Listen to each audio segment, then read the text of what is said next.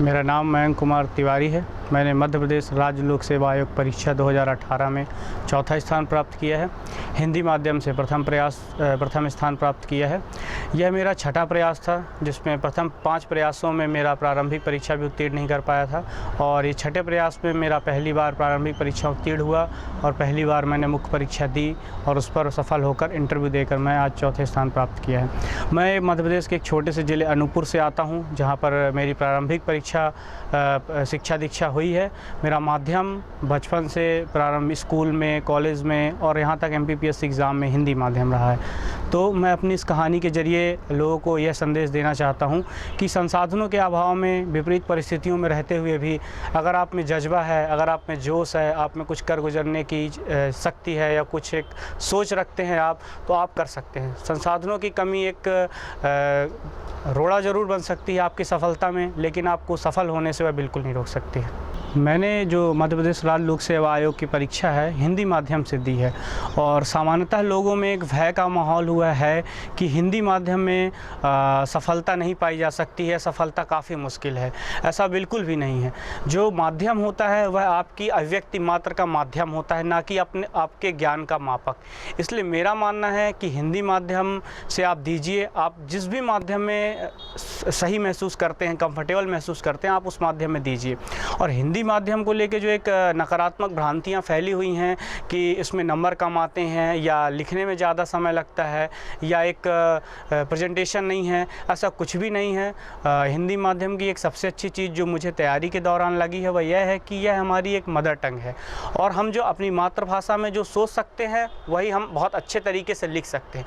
तो मुझे लगता है अगर आपके अपने उत्तर को मौलिक बनाना है तो हिंदी माध्यम आपके लिए सबसे अच्छा विषय माध्यम रहेगा एग्ज़ाम देने का। और दूसरी चीज़, मुझे मुख्य परीक्षा में दूसरे सबसे ज़्यादा हाईएस्ट स्कोर मिला है।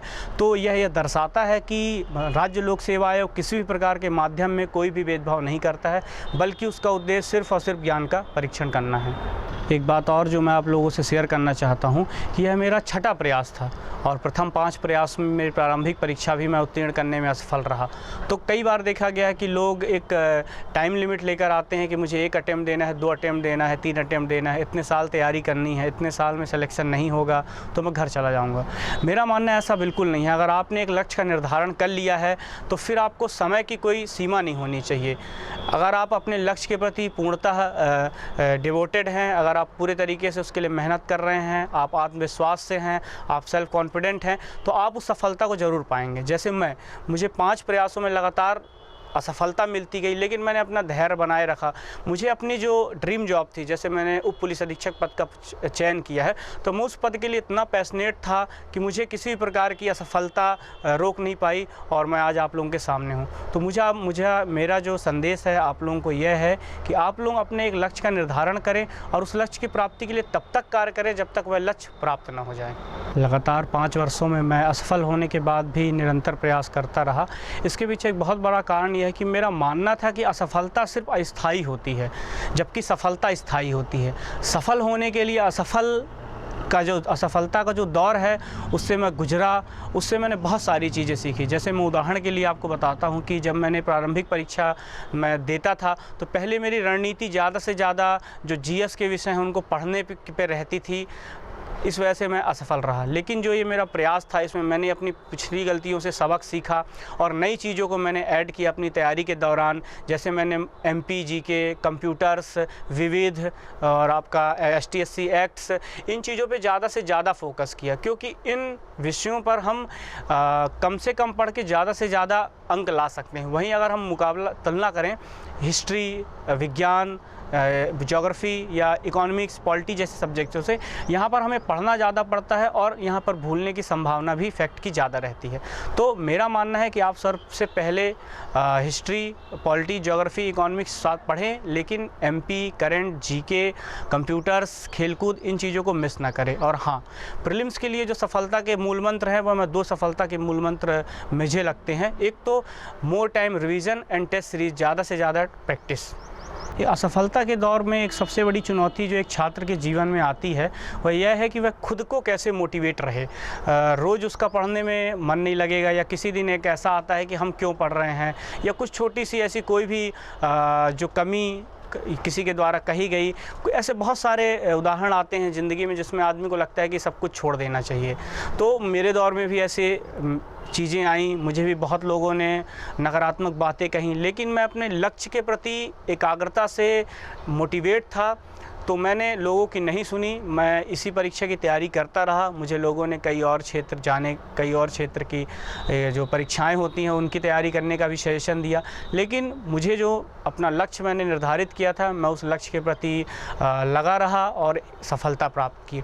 मुझे लगता है कि जब आप असफलता के दौर से गुजरते हैं तो जो सबसे ज़्यादा मोटिवेशन काम करता है वह आपका सेल्फ मोटिवेशन है। आप सेल्फ मोटिवेट रहें। आप आज किसी का वीडियो देख के कल किसी के बारे में पढ़ के मोटिवेट रह सकते हैं, लेकिन अगर आपको लाइफ टाइम या किसी पर्टिकुलर एग्ज़ाम के लिए मोटिवेट रहना है तो उसके लिए जो सबसे की है वो है सेल्फ मोटिवेशन की। आप सेल्फ मोटिवेशन लेवल को हमेशा हाई रखें, आप एक ना एक दिन सफलता ज़रूर पाएंगे। मैं एक एवरेज स्टूडेंट रहा हूँ प्रारंभ से ही, स्कूल में भी कॉलेज में भी। तो मेरा मानना है कि अगर एक एवरेज स्टूडेंट होने के नाते अगर आप ये सोच रहे हैं कि ये परीक्षा बहुत कठिन है या इसमें सिर्फ बहुत टॉपर्स लोग ही कुछ कर सकते हैं, तो ऐसा बिल्कुल नहीं है। अगर मैं कर सकता हूँ तो हर वो व्यक्ति कर सकता है जो एक एवरेज स्टूडेंट है। बस इस परीक्षा को जो पास करने का एक तरीका है वह यह है कि आप सही वे में, सही तरीके में एक मेहनत करें तो आप ज़रूर सफल होंगे। इसमें कोई भी मीडियम, कोई भी बैकग्राउंड मैटर नहीं करता है। मैटर करता है तो सिर्फ़ और सिर्फ आपके ज्ञान का स्तर। जैसे मैं अनूपपुर ज़िले से हूँ, बहुत पिछड़ा ज़िला हुआ है, मेरा माध्यम भी हिंदी है और मैं बहुत ग्रामीण पृष्ठभूमि का हूँ, और मेरा जो पारिवारिक पृष्ठभूमि है वो भी एक बहुत साधारण सी मध्यम वर्गीय है। मेरे पिताजी शिक्षक हैं।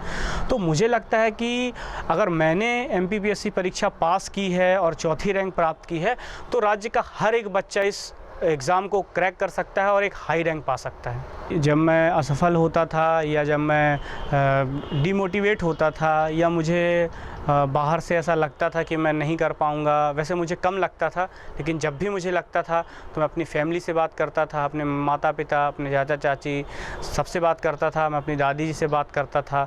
तो वो लोग हमेशा एक ही बात कहते थे कि आप कर लोगे। मतलब जब वो ये बात बोलते थे कि आप कर लोगे तो मुझे लगता था जब लोगों को मुझ पर इतना भरोसा है तो मैं ज़रूर कर लूँगा। तो लोगों के जो मेरे पे भरोसा था उससे मेरा सेल्फ़ कॉन्फिडेंस बहुत हाई होता था और फिर मैं दोगुनी मेहनत से तैयारी में लग जाता था।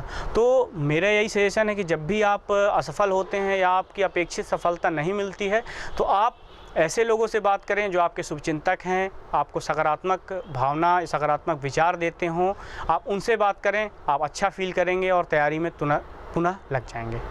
आपने पुलिस फोर्स क्यों ज्वाइन की? यह प्रश्न मेरे चयन के बाद सर्वाधिक पूछा जाने वाला प्रश्न है।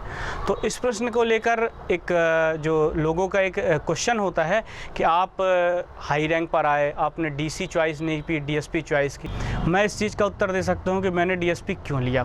तो मैं आप लोगों को बताना चाहता हूँ कि बचपन में मुझे पुलिस को लेकर एक सकारात्मक भाग जागा, मुझे एक जागरूकता हुई और एक लगाव बढ़ा पुलिस को लेकर।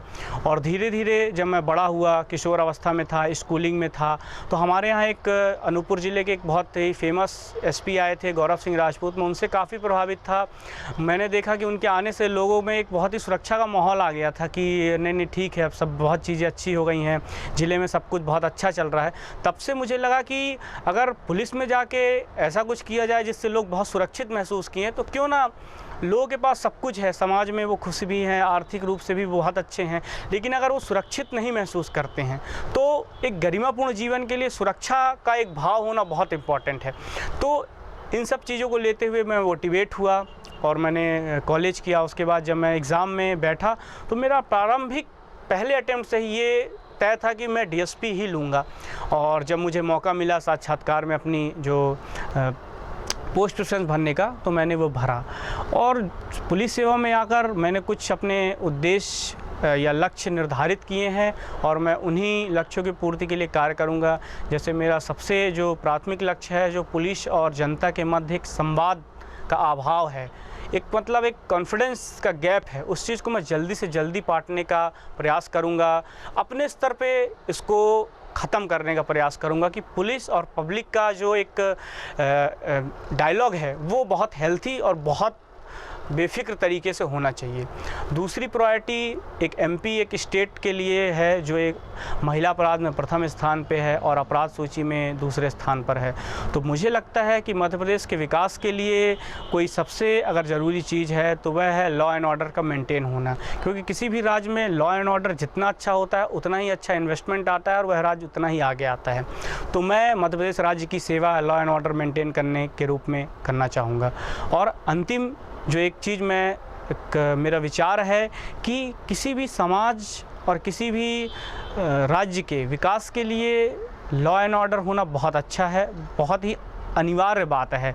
और मैं पुलिस सेवा में आकर पुलिस फोर्स की जो कार्यप्रणाली है उसके अंतर्गत रहते हुए राज्य में लॉ एंड ऑर्डर को मेंटेन करने का प्रयास करूंगा।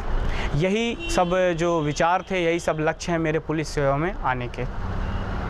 और यूनिफॉर्म को लेके मुझे चाम रहा है, यह भी एक बहुत कारण है कि मैं पुलिस सेवा में आया।